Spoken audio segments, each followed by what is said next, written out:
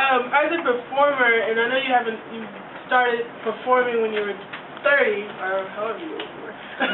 what sort of gave you that edge, like the edge of performing? Because a lot of, like me, for instance, being so young, and I haven't done this for a while or whatever.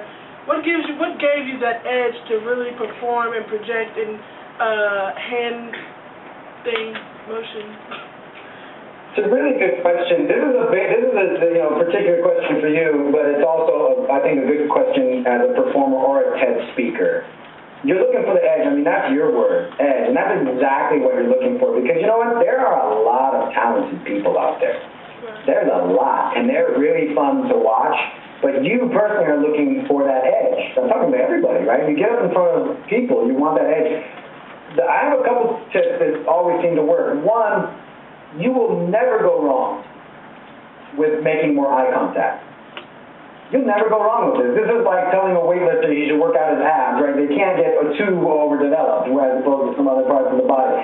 Just look at people, because I've seen many, many people talk at a group or to a group, but they don't talk with the group. And it's hard to do in a Skype call, but it is a piece of cake to do in front of a live audience, even a live audience of 1,000 people. I treat it like everybody in the audience has laser vision, and it's just looking at me, looking at me, looking at me. And for some of you, that might be a nightmare to have all those people looking at you, but that's what public speaking is. And then in my mind, my vision can extinguish laser vision. And by the end of my poem or my piece or my 15 minutes or my hour on stage, I'm trying to extinguish every dude in the audience. I'm literally trying to, I looked at you, at least. What was out there. So one is the edge. You can't go wrong with eye contact. The other thing is, I say this over and over again, especially to young poets. There is only one way to be different.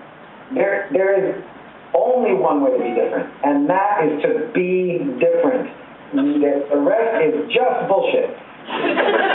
Literally, and it's tough because most people want to pattern themselves after an existing style, or literally pattern themselves after an existing talent.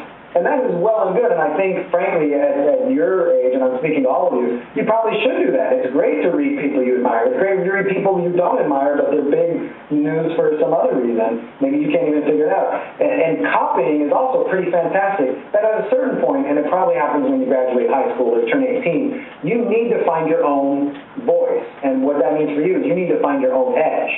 So what I would recommend, and this is for everybody, but specifically for you as a poet, you need to keep trying different stuff. If you're sounding like someone that you know or admire, that's fantastic. If you're 20 and you're still sounding like someone else, anybody else, that's not fantastic. It's not. Well, it might be fine, but you've just signed yourself up for derivation as opposed to edge. If it's edge you're looking for, there's only one way to get it, and it's hard.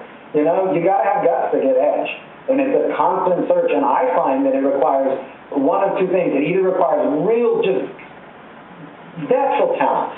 Right? There are people out there, they open their mouths and, oh, hello, there's hallelujah coming out of their lips. And that's nice, and some people have that, and people who know that, and they continue that. That's Olympic athletes, I think, from a very early age think, okay, I can really play hockey, or I can really ice skate. The other way is just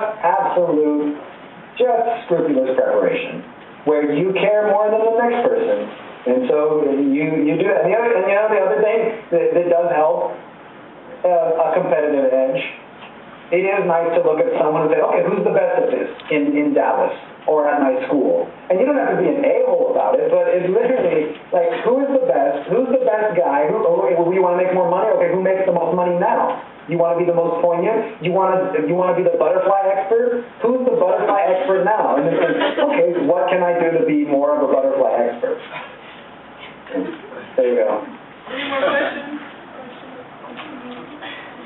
Okay, say you're a terrible, terrible public speaker. I'm not, so. I'm good. And no. You don't really like speaking in front of people, but for English class, your teacher is making you speak in front of people. How do you fix this problem? Is this someone you know? Is this Just an acquaintance of mine.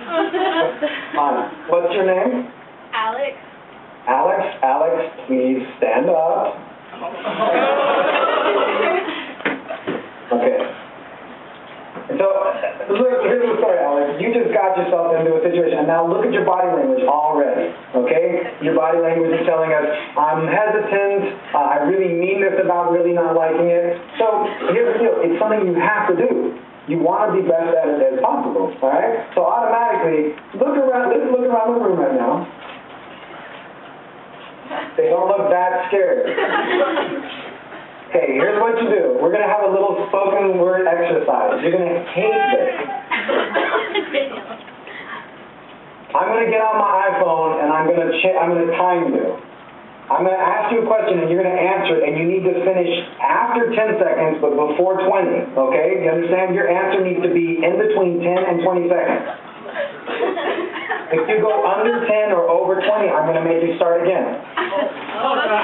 If you say like, or whatever, I'm going to make you start again. And we're going to do this until it works. This is how you rock a crowd.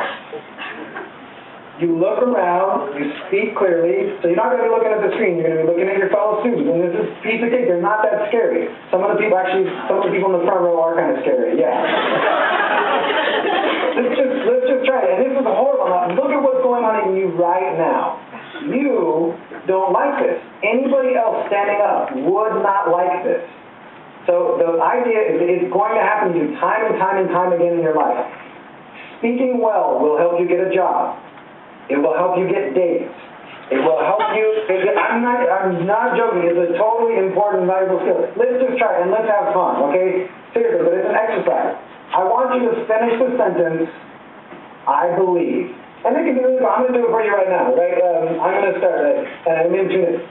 I believe that New York City looks mighty fine today. There are clouds in the sky, but the sun is out, and for the first time, the trees in front of my apartment are in bloom. Are they pear? Are they apple? I'm not sure, but they're nice looking. It's 14 seconds. That's all you have to do. Do this? Okay. Saved by the bell. Let's try it. How about that? Real loud, and let's try it. Whenever you're ready.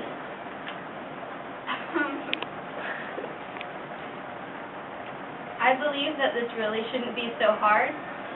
Speaking in front of people isn't really all that frightening when you've done it a few times.